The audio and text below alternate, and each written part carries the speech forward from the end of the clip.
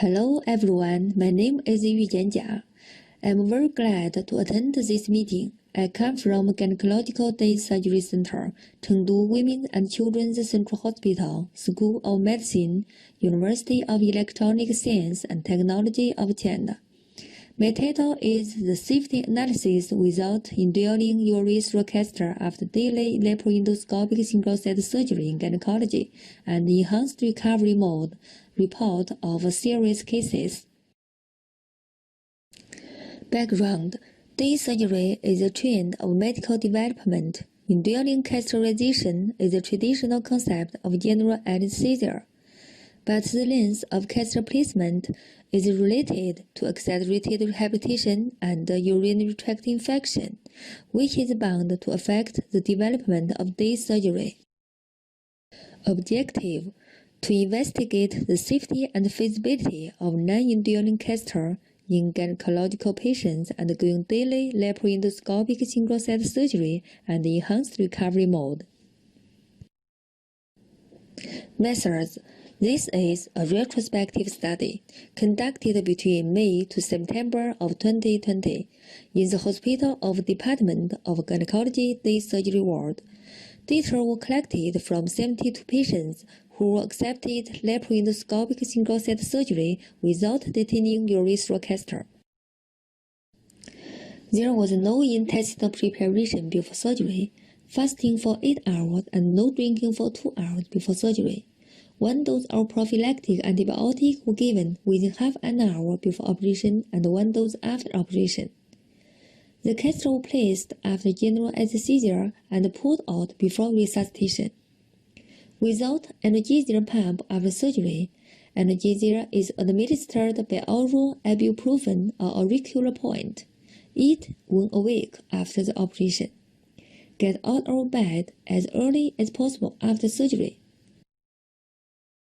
Results: with an average age of 33.5 years, 72 patients, 21 to 50 years old, involved in the operation. Ovarian cyst removal in 28 cases. Uterine fibroid deficit in 22 cases. Laparoscopic surgery for infertility in 21 cases, include repair of fallopian tube and tubal ligation, tubal excision, pelvic adhesiolysis, etc. Total hysterectomy in 2 cases. Fallopian tubal anastomosis in 1 case. No conversion to porous laparoscopic surgery, laparotomy, no turn to ordinary ward. The operation time was between 45 to 120 minutes, and 79.17% were within 90 minutes. Intraoperative blood loss of 97.22% were within 50 ml, and there were 2 cases of hemorrhage up to 100 ml, both of which underwent laparoscopic surgery due to infertility, with severe pelvic adhesions, large wound surface, and long operation time. Intraoperative urine volume was between 50 to 300 ml, and 98.44% were within 200 ml. The exhaust time ranged from 1 to 9 hours after surgery, among which 83.83% went within 4 hours, and 95.83% within 6 hours. The urination time was 1 to 3 hours after the operation.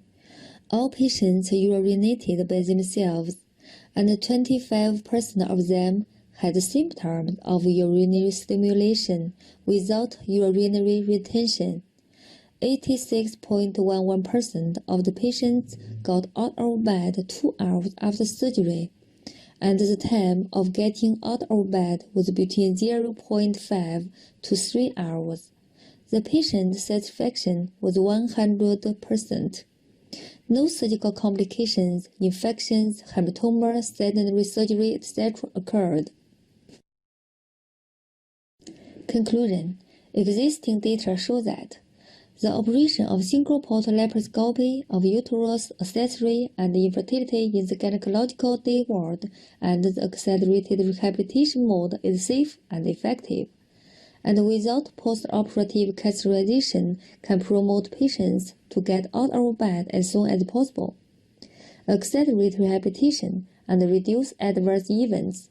It has certain safety and feasibility, and is worthy of promotion. Nonetheless, there is still the need to expand the number of cases performed with this approach, so that we can proceed to a more detailed analysis. That's all. Thank you.